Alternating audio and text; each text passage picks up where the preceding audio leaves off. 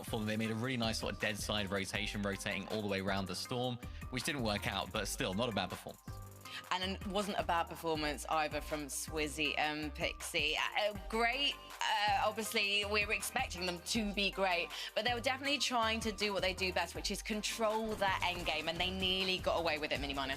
Yeah, they were on second height, weren't they, when Giannis and the Cheatin were on height, and they also did an overdrive grenade at the exact same time.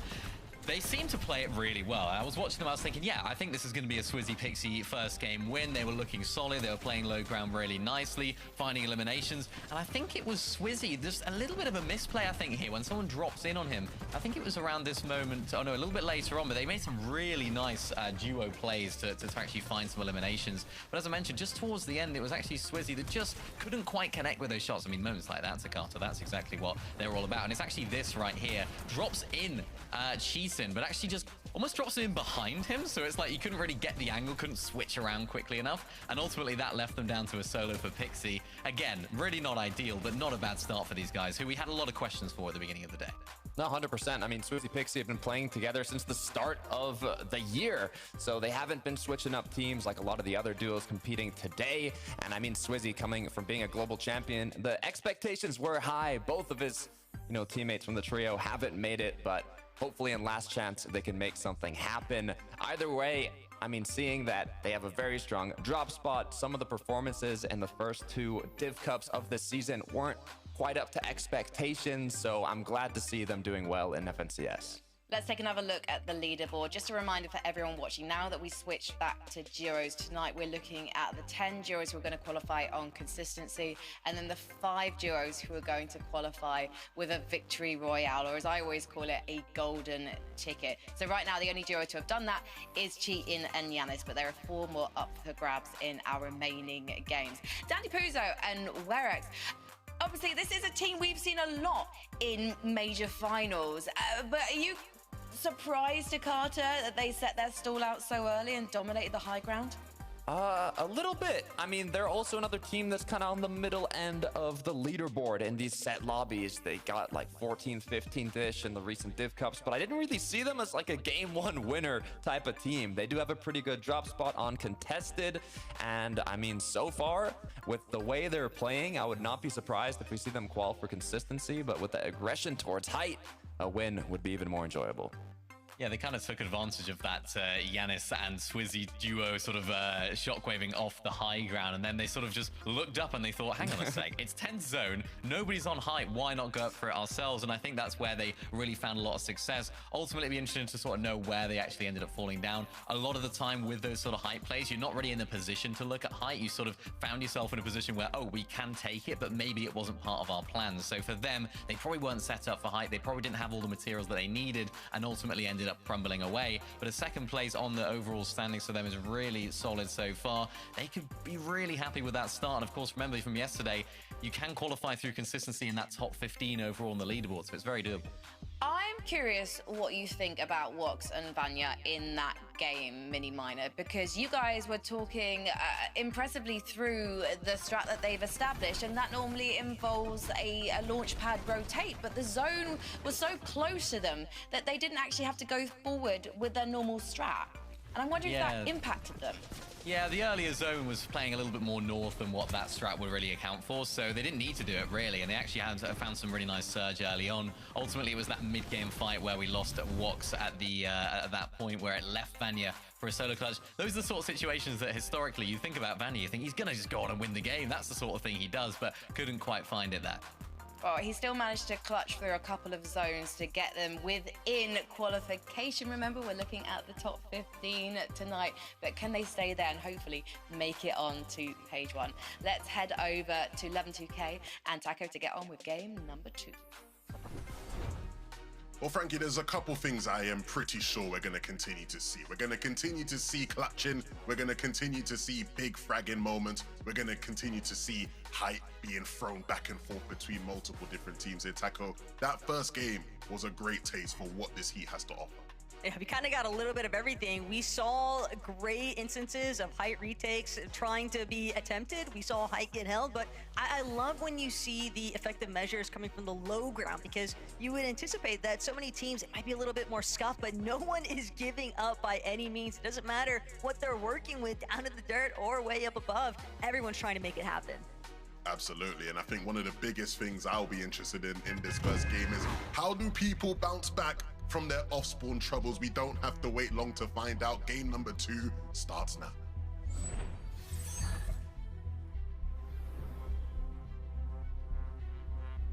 Waiting to see squibbly shores. And Levin, I know you're just as excited as I am, okay, man? Because we know game 1, Taze and Ghost did not get off to the best of starts, but this is that bounce back that you're hoping for. Absolutely. I was curious, and I went to social media to quickly check if Tayson had said anything, and he did, as most people probably expected. And so we'll see whether or not, you know, the talk is cheap. Will they be able to bounce back in this off spawn?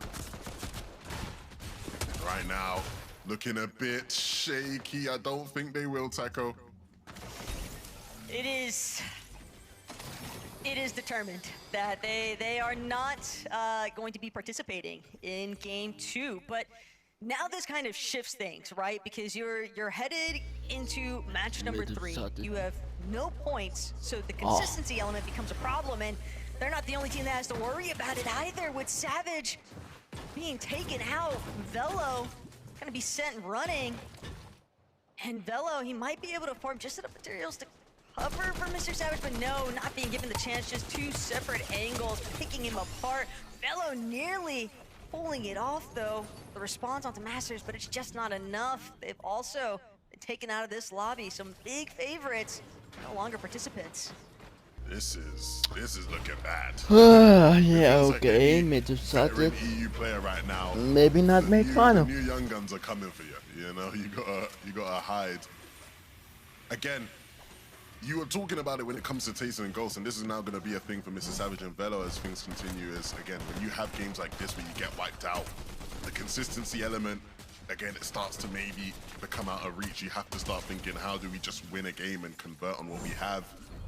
And that extra bit of pressure, not everybody can handle that tackle. I think we've learned that over the years here in competitive Fortnite. For sure, and I mean, I even draw back to that circumstance that Minnie had kind of highlighted earlier on the pre-show with, like, you know, instances of like Marius going for the solo clutch, finding the victory royales. And I do think that it is important for players to, you know, not lose heart. And I think that some of these experienced veterans, you know, they've definitely, it's not their first walk around the block, right? So they'll have opportunities, but it's about seizing them in the moment, and that's where it becomes really difficult. No, you're right. It's not their first time. Usually when I do something 25 times, I eventually become decent at it, you know? So I'd like to think the same for these guys. This drill just trying to buy whatever time he can, but almost like a delaying of the inevitable here. Pretty concise fight taking place deep southeast of the map.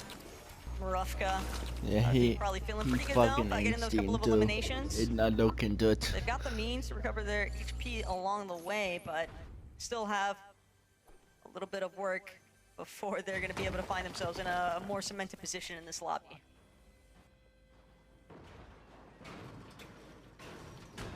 We started off last game seeing people go for sneaky plays and completely flop. And so hopefully we see the inverse, and I think we will. Clement and Floki. It's good to see these two back together. We talk about veterans playing with new stars. 2 legendary French Fortnite players playing together still here in the year 2026 and making things work. A nice way to open up this fight here at the Sanctuary and give themselves control of this underground part of the POI. I'm right there with you, though. I think Clement and Floki, they almost remind me of like duos that you expect to see together, right? Mixon and Blaha for a long time was one for me, but Sure. we gotta lock in on what Perhama and Machek are getting up to right now. Srap, Jewel, they don't seem to have any inkling of an idea of what's going on here, just waiting from behind, but the tags just aren't enough. just more like a love tap than anything else. And for Hava and Machek, they'll be forced to just sit things out now. It's not looking good for our failed lurk counter. I think we're up to 3 now at this point. And it feels like Strapped is actually taking this one personally. He said, oh, you guys want to come fight us? Let's fight face to face. You don't want that smoke. And they're showing that now. Bajawa goes down. And Jewel and Strapped. Looks like they're going to close this one out. You can see it again, attacking from both sides. And that will be the end of that. Quick turnaround. Couldn't help but notice that mythic pump as well for Jewel there. So they'll also have those additional goodies that Perhala and Machek were able to provide. But teams are getting dropped and put into those solo positions. Kakri just kind of chasing behind Ken. And I don't know if this is exactly what they're waiting for, but Matez, yeah, sure enough, they're just gonna fall back here, realizing the juice isn't really worth the squeeze at this point.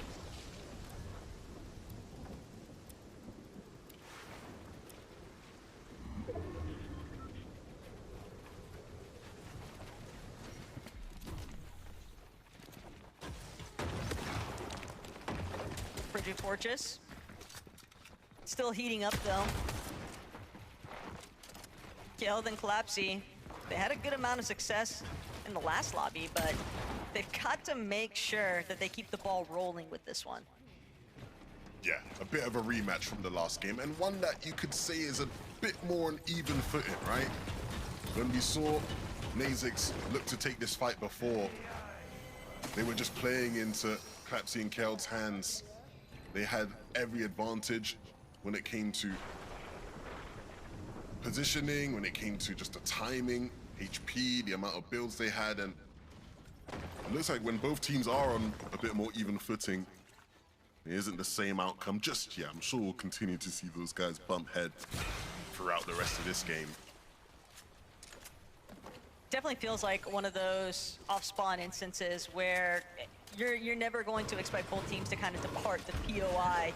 At least one fight is going to have to determine it every single time, because I just don't see a world where they can coexist. And you know, sometimes teams will choose to split things, but it doesn't look like either of them are interested in that. And I don't blame them. I do not blame them. If you don't like it, look, there's players being taken out of the lobby every game. Go land somewhere else. Leave the spot to us. Khan and Faded. We talked about the potential they had, obviously. Very impressive in the Reload Elite series that took place a month or two ago. But can that translate into Major 1 here?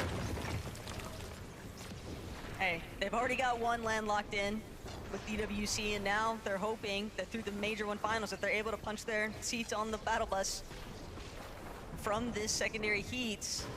And that raises their opportunity to potentially be one of those top 20 teams in the Major 1 finals. They head on over to Dusseldorf, but they've got to make sure that they can win their battles. They find themselves a little bit of slight stalemate, but if it's a war of attrition here, Khan and Faded likely in a driver's seat here. Yeah, and look, when you look at the fight they're taking, I think it was the analyst who mentioned them being coached by Teeny and Shark today. And that's the kind of fight we see those two in this area of the map quite a bit. Used to seeing them close out the fights maybe, but still time to do it. They're going to continue to chase them down. They know exactly where they are, Taco. Bit of an Does he? escape artist there. What does he? He had no idea.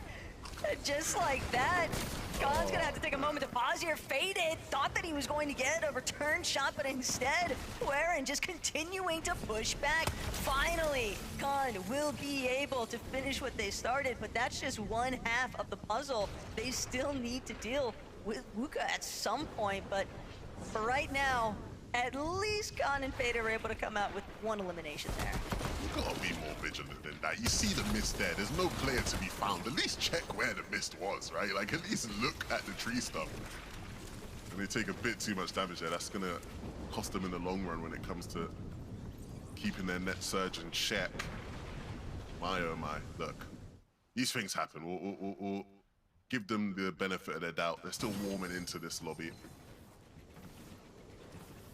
How much do you think the early lobby shakes might play a part? I mean, all these teams had the opportunity to kind of witness what was taking place. Do you think that that would help settle their nerves a bit heading into today's competition? Yeah, I definitely think that plays a part. I think, you know, anyone that plays Fortnite tournaments knows, you know, there's different types of players. There's players who, you know, they don't even need the warm-up, jump straight into game one, they're feeling it. There's others who almost get a bit fatigued by the end of the tournament and start to play worse. I'm definitely the first type, you know. Get me in the first couple games, I'm primed, shots are flying. By the end of the tournament, just hope my teammates doing enough to keep us in it. Callum just trying to stay in this one.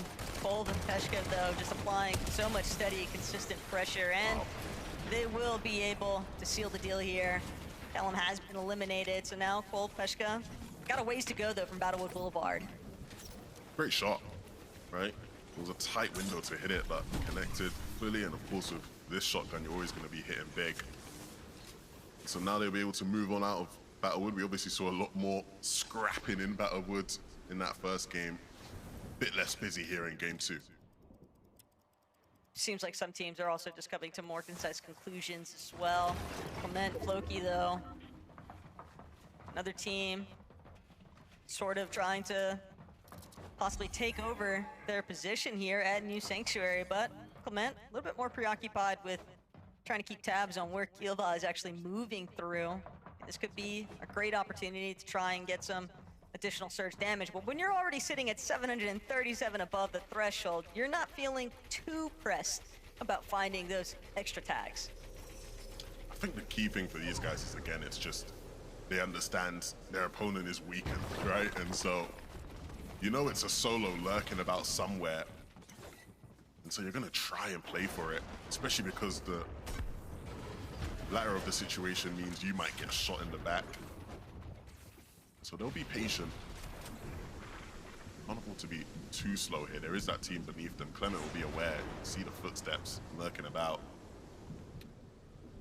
Not only that, but I'd imagine that Clement and Floki would probably want to retake over that control of the vending machines too, because it does just give them better opportunity to kind of sit things out in Storm without having to worry about those later rotations. Clapsy, though, failed lurk. Does that count as a failed lurk number 4 if you're just spotted by somebody else entirely? Yeah, we're adding that to the list. Put that one on the counter. That is a tough pill to swallow, though, for Clapsy and Kel there. I think that they may have been relatively successful otherwise, but Specs and Miruz still under a little bit of duress here. It's Clapsy. His cover's already been blown. He's 498 below on Surge, so he doesn't have a choice. He's going to have to get active because they don't have the heals to work with to try and deal with both the Surge tags and the lobby pressure. You don't want to have to use everything at your disposal just to survive these Surge tags, essentially. So they need to find a way in where Miruz and Specs are located. And Miruz and Specs are playing that really well, right? They know this team's desperate for Surge. Don't allow them to get a pinch. Don't allow them to isolate a 1v1 or a 2v1. And so both of them staying in the same box, holding both of the players off from the same angle. And again, it just leaves these guys in the exact same position, even a worse position now. And ultimately, the next time around, they decide to try and force the fight. It's gonna just be an even better setup for Miruz to try and capitalize. And so, really well played from those two. Don't like what I'm seeing on the second side of the screen, though. Yeah, this don't look too good. Just two separate players dealing with their own battles here. Pixie as a solo, though, in comparison to Clapsy and Killed, but 82 below. He's at least got those 2 pizzas to work with and can maybe look to find some tags on the players trickling in. Killed actually going to be one of the first ones in his sights, but he's just not able to connect just yet. Still sitting 67, now 59 below. There is a chance that the lobby might just bail him out, but you'd rather have your own fate under your own control here, Levin. Yeah, I think that's the problem we saw a lot in game 1, and we're seeing it here in game 2 as well. A lot of people just don't have their fate. Clapsy, at a certain point, brother, the lurk plays just ain't paying off for you. Like, we gotta switch it up, my friend. We gotta just jump straight in the box. None of this lurking stuff. Everybody's spotting you out. And again, they're gonna continue to use up the pizza here. but this time is just time wasted, right? And so at a certain point, that number's getting too big to overcome, Taka. I don't know how they're getting out from 800 below. This, yeah. Hear me out. 7 eliminations right now. Clapsy goes ballistic. But no, realistically, I think Pixie's got Why my Wi-Fi is so freaking the best loud now? opportunities, still sitting 79 below, gets some damage, but also takes them in return. But now this is where Pixie can go nuclear, finds what's one, cooking finds on? 2 eliminations, and that is going to be his bailout, but he's still just sitting 22 above, and because he has to heal, he doesn't get the chance to actually take more shots towards teams rotating elsewhere. But Clapsy, I mean, he tried to be the hero, and instead it just turns completely 180 there for Clapsy and Kill. Yeah, Pixie does well there to hold his nerve when both players are running at you from 2 different sides. Oh, nah, you did. Unfortunately, Nah, you just did. took a Yeah, bit too okay. much damage there to the burst SMG. There's not really much you can do when you're holding on like that. But again, it'll keep him ticking just above. A better situation than what Dan DePuzzo's in. What is going on? All of our game 1 best players, it feels like they're all struggling here. It's not illegal, guys, to have 2 good games in a row. Dan DePuzzo is a solo. Again, this doesn't look like a game we're going to see them soaring in the skies on height. And so we'll see what you can make of it as a solo. Clutching up points now will be good for them as far as consistency goes if you can continue to stay in it. At this point, Ghosty and Glove, they might have the best opportunity here to just get some additional shots, kind of control what's taking place on these low ground tiers. But Dan DePuzzo trying to cut off a player, doesn't actually get to fully catch them out though. Instead, he will be dropped. And so many individual plays being made though by some of these solos. As now teams, they are beginning to drop like flies. The way that the zone is pulling and some of the shifting elevation, it's just enough for players to be getting caught out basically on some of these rotates. Wax and Vanya, on the other hand though, 225 above, it's not the highest, but they're still in a much better position than the rest of the lobby, and they're gonna immediately try to take over front side. Slightly elevated here too, so this is prime opportunity to strike and start looking back, getting some additional damage in. Absolutely. We saw just how effective Vanya could be solo in that first game. This time around, he's going to need to rely on Wox there to potentially get them a refresh. The materials are starting to look a bit on the lower side. And so if they can find one of these players who's fumbling around low on surge, it will set them up to potentially sneak out of this lobby altogether in game 2. Kolb and Peshkov looked good so far, but they need to hold off from Kantry and Drew. These guys desperate to try and keep themselves above surge, just below now, and burning through materials trying to stay in the safe zone. It's crazy to think how quickly the lobby just begins to lock in on a target, but sometimes that's just the way the cookie crumbles. And for Drew and Kantry, they've done just enough. 90 above now, big tags on Taquitos, only going to raise that even further still. And now they'll be able to use that overdrive grenade forward. But Seti, Rax, we wanted to see some good things from this duo, and we're finding it right now onto Shumich. Great elimination there for Seti to continue boosting up their surge. A bit of aim training there, right? He was just sat in there. I'm sure everyone wants to copy that scenario in creative. We'll see whether or not, though, that aim's going to continue to shine through. Pixie, we know the struggles you're going to have as a solo in this game with nothing but wood left and not much as far as healing goes.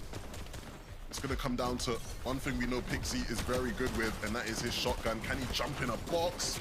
Sees the opportunity, goes for the edit, players spraying through. Can't quite find the time in Pixie. It's the double-edged sword, right, of being in those wood builds. Another duo immediately recognizes the fact that this is a weakened solo, so they took their advantage where they could, and that's going to lead to that missed opportunity here.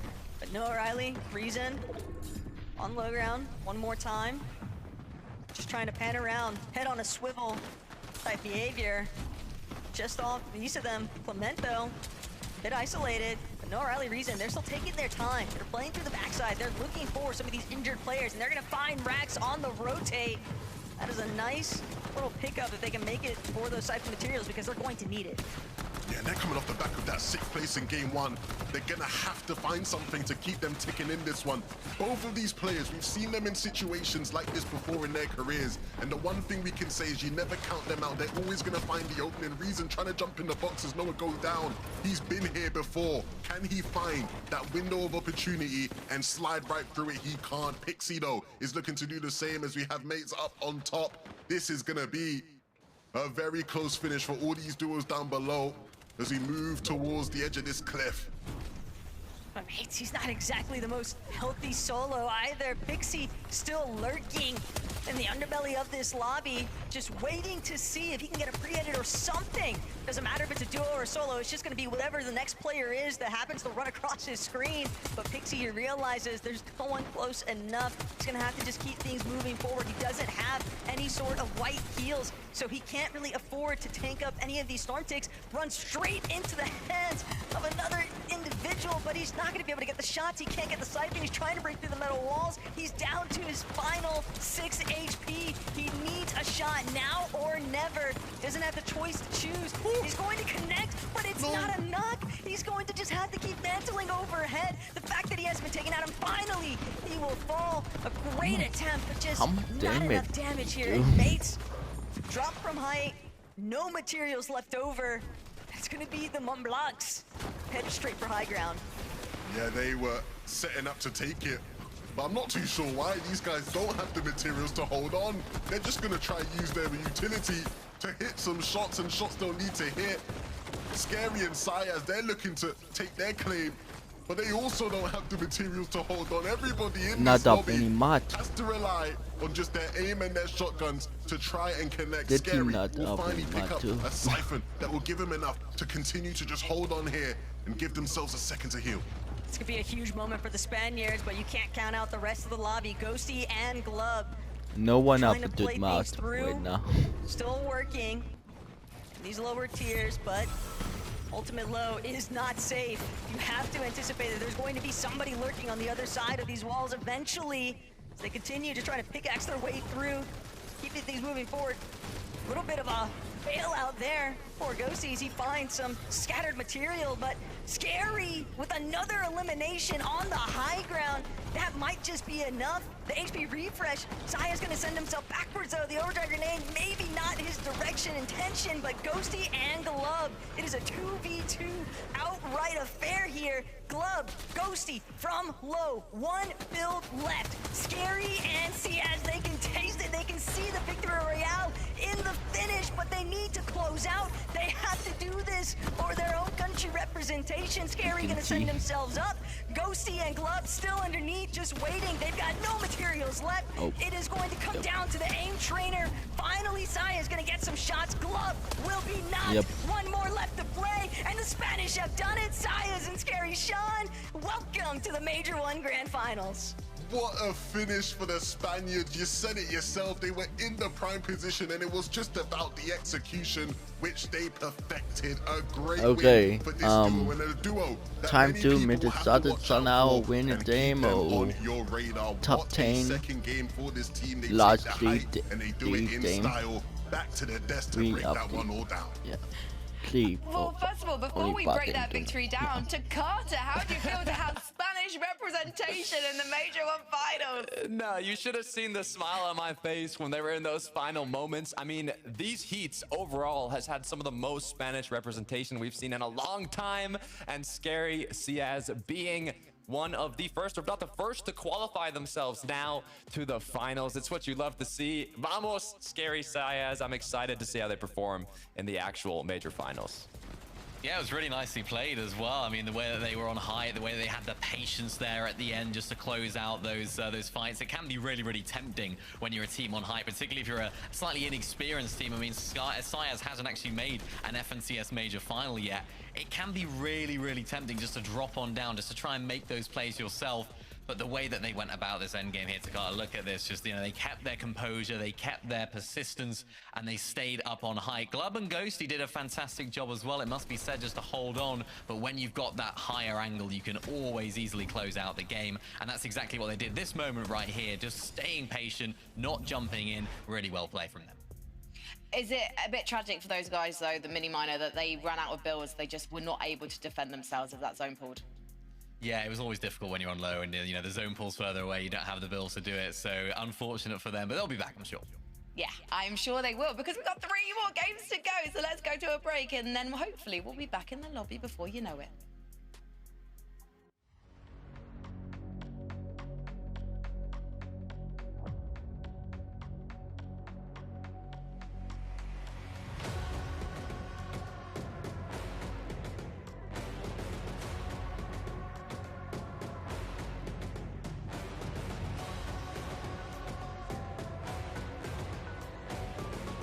I think we always focus, understandably, on the fact that Swizzy is a global champion, but Pixie literally came second and is so known for picking up victory royales on LAN. So offline, online, I should say, this should all be a cakewalk for him. So we'll see more from them, I'm sure. But looking at page 2 of the standings, remember, number 15, that is the cutoff. Shocking to see Wox and Vanya there at the moment. We still do have 3 games to go. And Ghosty and Glub in that last end game to Carter, holding on, controlling that low ground, despite the fact that they knew that they were running out of builds. Yeah, this is an interesting one. We talked about the EU Legends. This is more a newer duo, and they did get second place, but they're also contesting another 2 duos off spawn. One of them you might know, Mr. Savage and Velo. So it's a rough early game for this team. You can tell from the first match they had, they ended up going down in 39th place. But once they made it past that early game, they actually got the nice second place finish, 3 eliminations. So I'm curious to see how this is going to go moving forward. Are they going to maybe play a little less aggressive in that triple con early game, or are they just going to continue with it and hope they get another big game? Yeah, I was actually looking back and it looks like they've actually switched up the drop spot. So they're sort of landing more towards the south side of the map now. So hopefully that's actually going to help them in their pursuit of actually qualifying here. Both of them haven't made a major final before either. So huge moments for them. We can't get too ahead of ourselves here. Of course, they would have liked to have won the game. Realistically, that's their best chance of getting through here because of their inexperience. But maybe they can prove us wrong here and keep performing well. Because if they do end up going back to that triple con situation, probably not going to work out for them. A duo that we can probably safely say is underperforming to our expectations right now is Wox and Vanya. We just saw they're in 15th place on the leaderboard.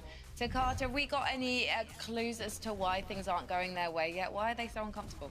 It's interesting because they're being very consistent at getting 15th, back-to-back 15th places, 2-3 eliminations. I mean, it's interesting. Week 1 of the Div Cups, they got 4th, but then it was kind of downhill after that. I mean, the zone was a bit far from them, but game 1, it was incredibly close. I'm wondering if it's kind of like a surge issue, if it's a chem issue, but I mean, we should have a bit higher, you know, placements coming through from these teams. The expectations are there, Mini. I don't know. Yeah, I mean, it's funny. After game 1, we were sort of thinking, you know, maybe the zone pulled too close for them. They couldn't do that long rotate that we broke down at the beginning of the day. That zone pull far away, not a different in terms of performance. They did exactly the same. So still some questions to be answered for those guys. Yeah, tough to exactly point an exact finger as to why right now.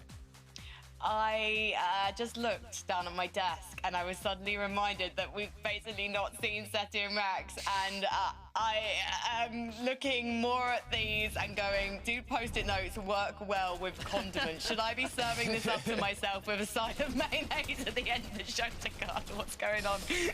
Yeah, I mean, the thing is, Seti and Rax, once they kind of came back together as a duo, the placements haven't really been there, but I mean, just the hype, I'm hoping it can kind of come back. They're not performing too well. It's going down 20th kind of in both matches, so they're struggling to make it to that end game. They're gonna have to change something up, Mini.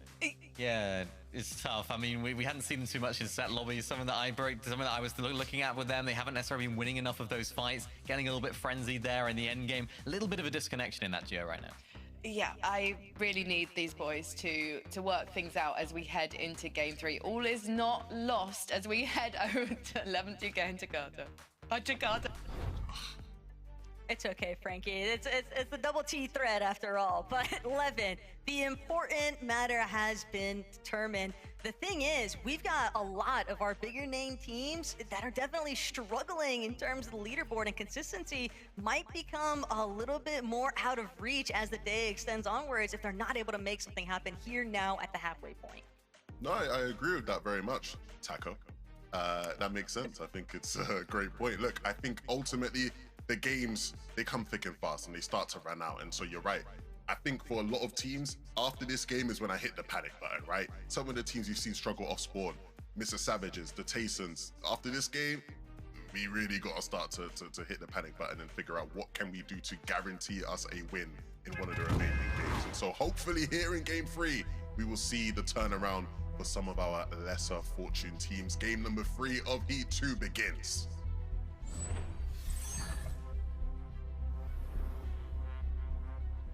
We can see we're right back towards Squibbly Shores because we want to see whether it's going to be a 3-0 sweep against Tayson and Ghost. All the hype we were given, Ghost, we've not got to see him really play. We don't get to watch and see whether Tayson is still at it. And this time around, are the drops any better, Taco? Oh, I don't know. Oh, I mean, Tayson's getting lit up from elsewhere. No. Oh, no. Tayson and Ghost definitely getting the worst end of that exchange, but at least they've managed to touch down. Medkit is huge here right now for Ghost and Tayson. They have the opportunity Come now on, to mate, just kind just of started. breathe and then wait. Yeah, and the silver lining there is regardless of them getting tagged up in the sky, they are alive. They get to survive. They get a moment to breathe in this lobby. Every single other fight we've seen between them has been a quick 50-50 where they got wiped in seconds. This time around, they get to try and get a load out and try and fight their way back into this game and in this tournament. Fighting happening around the rest of the lobby as well. We've seen names And I falling, saw him and I did. players dropping. I did. And in the case I of Zany see over here him at Boulevard, in. there's been a lot of action towards the Boulevard. A lot of the time we've been watching it take place in the Storm, a couple zones later. So we'll see what these guys cook up now. We've already picked up one, and Iggy is gonna have to watch from the sidelines. Not liking the current overview though for Ein, because you're relying pretty heavily on the twin hammer shotties of all things and a healthy duo surrounding the area, but Country Jew, they're looking to duke it out right now with Frenek and Jew looking for a separate angle here. Frenek no shield, so just a couple of shots or one good shotgun blow should be enough, but Frenek just overwhelmed by Jew and Country. Nice little pre-fire there. Bit too much firepower for them to deal with in that moment. Country and Jew, both incredibly talented players and finding a bit of rhythm, finding a bit of momentum today as well. Definitely been one of the better teams we've gotten to watch today. We'll see that form continue throughout. We are already, I was going to say some developments though of teams kind of shifting across the map. Just based Okay, off the did Buffalo, duos that we I had, did, you know, middle getting started, their outright win. looking Teams good. looking to take over where they were at essentially, but for Velo and Mr. Savage, Levin, I mean, they've got to get the ball rolling here. Absolutely. Got to figure things out. Got to try and catch up. I mean, I'd you fucking win mentioned at the the start of game the day, in Taco. an After Heat 1, the amount det of der på names Fortnite, we en har saw play miss Fortnite, out de har fået den fra who nu. are now going to have to play in last chance. There were already a bunch of really big name teams who had missed out completely on making the Heat stage as a whole. And so the last chance was already stacked. I would hate for this Heat to contribute to that even more. Unfortunately, I do feel like there's always going to be at least one or two upsets when you're looking at EU as a whole and the level of competition that has only continued to trend upwards. As much as you love them, as much as you want to root for them, everybody has to essentially muster up their own strength and look to break past, you know, the strengths that they've had in the past and been able to rely on and just see, can they kick it up another notch? For Mr. Savage and Velo, that does seem to be their only option currently, because 6 points heading into this third lobby. It's a little bit grim, but they're definitely not out of it just yet. I mean, one really strong placement finish, a couple of eliminations. We've seen how quickly that can catapult the team up the leaderboard too. Absolutely. And they're going to need that, right? Historically, Savage has always been a player who, you know, commentating him over the years, it's always come down to momentum, right? Once he gets into that good groove, a lot of the times the games keep rolling, but it can be hard to get that fire started. So they're going to need a spark, and that might just be Velo in this game. Nice little bit of movement there. Quicks. They are just absolutely running it down right now onto Masters. Crete and Quicks just doing what they can. See if they can get the cutoff. Can even take the Ascender upwards, but Quicks on the lower round. Crete overhead. Now just looking, Frida not going to work there for Masters, and sure enough, that is going to be the closure towards this engagement that they needed. Kiro, Uppull, got Extracito on their sights. Don't see Dora anywhere nearby. Extracito maybe just hoping that he can convene with this duo, but does appear as though he's in a solo situation, but out of the pan, straight into the fire, potentially realizes there was another duo the other end of that cliff, so he'll opt to try and pan towards the river. But Kira and Uppull, they are determined to chase down these extra 3 points for the elimination. And I hope he doesn't give up. He's got him so low. Extracito doing his best to hide. Oh dear. They know where he is now, though. They should know he is right down beneath here. You can see them looking at it. Will they drop down, though? It does look like it. They have the piece, and they will close it out. 48 points, though, right now for Uppull and Kiro. Would expect Fire this is day. a team, yeah, they're looking for a victory royale, I feel. And when you think about Uppull's recent success in the Solo Victory Cup, 3 for 3, I think that that is definitely a player capable of turning any lobby into a win.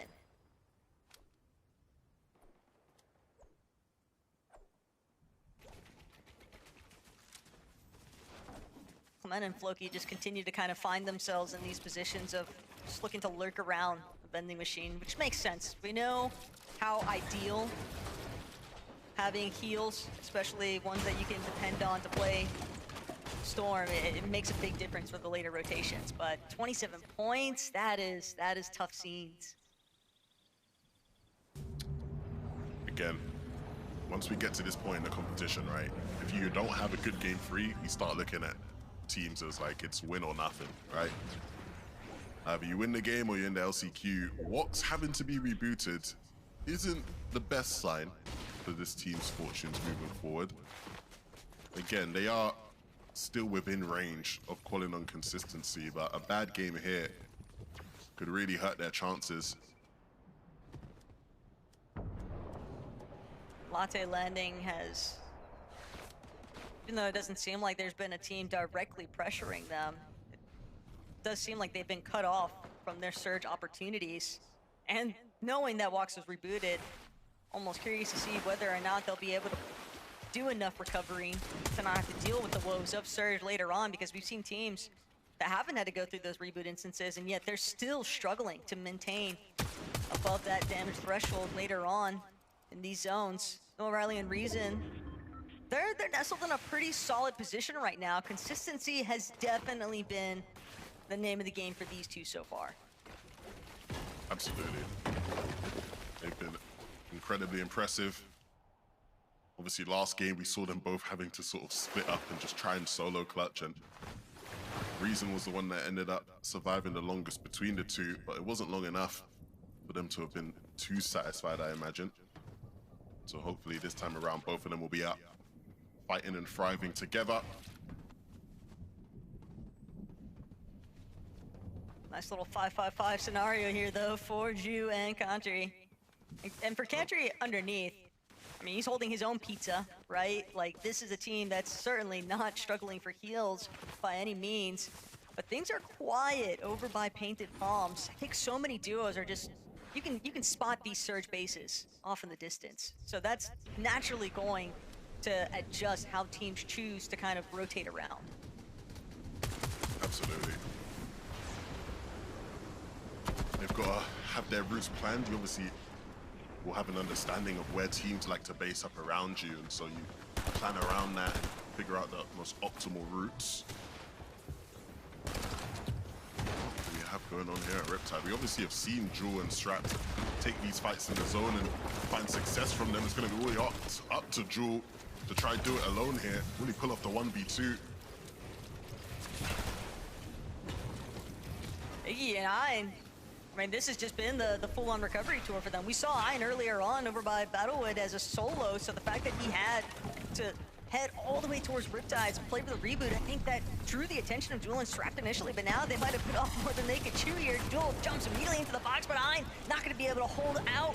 Iggy now looking to see if he can save his teammate from being fully eliminated here, but Jewel is just dancing around the box. There's no way for Iggy to close out these shots, and now third party overhead. Jewel will finally be eliminated here, but the damage has already been done. Iggy is so incredibly low, and with another team keeping tabs on the action over by Riptides, it's going to be difficult for them to actually press outwards. Plus, they took so much damage. The net surge cannot be all that beneficial. I'm glad they won that fight, because had they not, we would have had to have an uncomfortable conversation. You can't be losing that one, and thankfully they don't, but it was a lot closer than it needed to be. Props to Jewel there for making it tough, and again, making the rest of their game tough now for them to recover and get back into the game. It will continue to be a journey. Glub and Ghosty, one of the big surprises, I think, of this heat so far as how they've been able to perform in that last game especially. All they're really trying to do is see that they don't lose that rhythm throughout the course of today's matches, because it's one thing to get off to a hot start, but you have to make sure that you're also finishing strong in this type of competition, especially when so many more surprise factors begin to play a part here because of those teams, like we mentioned, that don't have the consistency. But the lurk play from Nazix and Lovero, this time it will be a success for them. Clapsy eliminated, killed, fighting for his life, but Lovero also taken down in response here. Gil trying to see if he can bring down Nazix with it, but a little bit of a standstill, a little bit of a pause. Nazix and Lovero, what I thought was initially just going to be an outright success. I mean, they were not expecting this bite back from Kjeld, and he is holding his own. We obviously saw just how much they struggled in that last game. On the receiving end on a lot of eclipse, it felt like, but we'll forget that and hope they can try and make something out of this one. Much better position as far as Surge goes compared to last game. And so if you can get Clapsy up, maybe there'll be something they can do to save face a bit here. Deep into the storm. He'll go.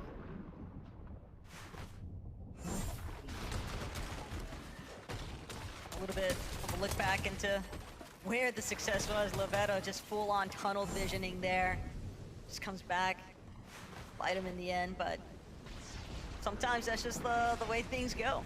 Can't really fault them for wanting to just close things out very quickly. I mean, how often do we witness third party coming into effect whenever you're taking just slightly too long with some of these box fights? So makes sense. Yeah, we see that a lot. Ooh, okay. I was interested in where these two are at. For people who are just tuning in now, we're looking at Ghosty and Tayson, who has his name as Luka Doncic right now, paying homage to his Slovenian countrymen. And they have started the day poorly. Taken out off spawn in the first two games, not being able to rack up any points whatsoever. And here in game 3, finally getting an opportunity to put some points on the board. And so they're gonna have to make it count. If they have any chance of pulling on consistency now, they're gonna have to make sure this game and the next two after are filled with points. It's always opportunity for that bounce back, and this would definitely be the lobby to go for it. A lot of trouble right now, though, for mates. And Caxby, but only so many places left for them to run, especially when you find yourself underneath the damage threshold. I mean, they have to connect some shots for Surge. They're gonna have to just take whatever shots they can find, but Floki, Clement, similar position. All of these teams just kind of settling into the same layer of congestion, forcing fights against each other, looking for angles, whatever they can find, but it's gonna be Floki and Clement who just barely managed to come out on top, still so low. And they're just gonna wait Mates is getting desperate now, just trying to break into their box, and that makes it all too easy for Floki to line up the finishing shots. But still, only 42 above, so a little bit of wiggle room, but a long ways to go. Yeah, Flokito doing his best there. These two, again, if you've been watching the EU for a long time, you'll know just how proficient they can be in box fights, right? Always great when they have players running at them in those positions, the composure, the experience to know when to edit, when to interrupt people's momentum and their rhythm. And it was a great showcase of that there.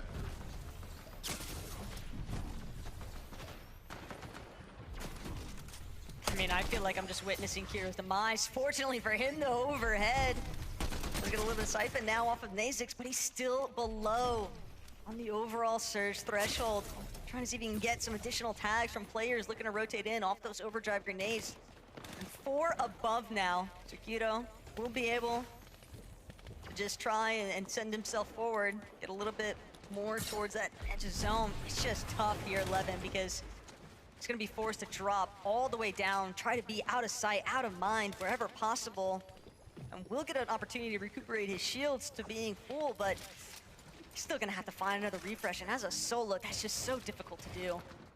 I think the silver lining for him is that with the materials he has and the nades, you know, he can't go down at this point in the game, right? He's got to stay in there a bit longer. But when you have other things to worry about, like Surge being below, that becomes a whole different story. Especially when you have such a distance to rotate. Yeah, man, I think our friend Kiro here has been in much better situations. Let's just say that. His best options for maybe getting some damage, both rotating away as well. And so it feels like everything is out of reach for him. He's going to look for a shot here, potentially. He sees players in wood, but the opportunity doesn't find itself. You can't wait this one out, Kiro. You got to hit some shots. He's got some of the best aim in the region, and he showcases it there. It ticks him just above. Right now, Taco. But even with being above, he's still going to be forced into yet another fight. And it's not one that he's healthy enough to run on top, unless he can get the opening shot here. Zyron just immediately sent scrambling, but Kiro, he needs to close it out. Perfect timing, and that right there could be the difference between a handful of placements. But Kiro instead gets cut short on the runaway. Unfortunate scenes, but he did try his best. At the end of the day, it just breaks down that way. Yeah, ultimately, it took him a bit too long to get there, right? There was already too many players positioned in zone. And that's just an easy shot to take at a player still fighting in the storm. Watts and Vanya, they've recovered their game and are looking in a much stronger position. Watts with all that gold loot in his inventory, you want to see him fragging out, doing what he does best. Tayson and Ghost, they're trying to force the issue because they're down on Surge, Taco. Down on Surge, down on leaderboard points, and now down a teammate. Ghost will be dropped, but a great response out of Tayson is going to mean that he might actually be able to go for the revive. He knows that the zone is closing in, but the damage, it's just not enough. He'll have to forfeit that opportunity for saving Ghost and instead just play this out as a solo. But how many points can you claim? Tayson, it's time to solo clutch. How many times have we seen him in positions like this, and how many times has he delivered the goods, Taco? Does he have one more in him? It's right now, and it is the time to do it. Tayson, you need to have a big game if you want to see yourself in the finals next weekend. Pixie and Swizzy, we've seen a big clutch from Pixie last game. Swizzy still in it, holding on as far as HP goes, so they'll need a bit of siphon to get those whites up. And this is not looking good now for Tayson. 11 HP, no way to get himself up other than a siphon. He has to connect with big damage and soon, especially with the materials dwindling. There are some injured players around him though. He's gonna keep taking looks at some of the healthier ones, just looking to try and claim What time front you side saw of me the to zone. start it? Mr. Savage and Velo, Looking meanwhile, good. they've also been clawing their way through this lobby from the low ground, backside of zone. They recognize there's a lot of teams rotating by them, but they don't want to take shots just yet. They're going to look to play their pizza play for a little bit of placement here. Tayson, overdrive effect just not gonna be enough, and he will be shut down. Even for the best, that hamstring just continuing to haunt him and slow him down. But Swizzy, Pixie, up above. They've got a firm control of height for the time being, and it looks like Pixie is just trying to take full advantage. Some of these players overhead. Khan immediately punished. Just one overdrive too far up, faded as a solo But to now. start The it still contender. picking It's log just into not it. gonna be enough. Pixie has been on a rampage today. And this is why this duo is the best in the lobby right now. They have the understanding, they have the awareness of anybody trying to take height off of them, and they come prepared. Everybody else belief now needs to hope these two slip up, because they are looking primed to take one of those final spots. Velo, deep backside of zone though, and he is just waiting. A little bit more pizza, a little bit more time, whatever placements he can muster up. That's exactly what him and Savage need at this point. But he's gonna need to find some big shots, refresh eliminations, and he delivers. Mythic Pump doing everything for Velo right now. And he's got to continue charging his way forward. Oh my god. Black though gonna save him just a little bit. He's still controlling towards the front side. More materials just laying around. Perfect timing, but with so many other teams looking to clash inside these mid layers, Swizzy and Pixie are just smothering the lobby, forcing it to collapse on itself. So many players stuck in builds that are not theirs and struggling to find any real space in this moving zone. Velo, he's done a good job to stay alive, but with Swizzy eyeing him down, there's only so much time he has left in the game. When these guys start to drop down from height, it just gets that much scarier for everybody now believe. Ju and Cantry have been one of the strongest looking teams in this lobby, but even they might face a big problem if Swizzy and Pixie come knocking.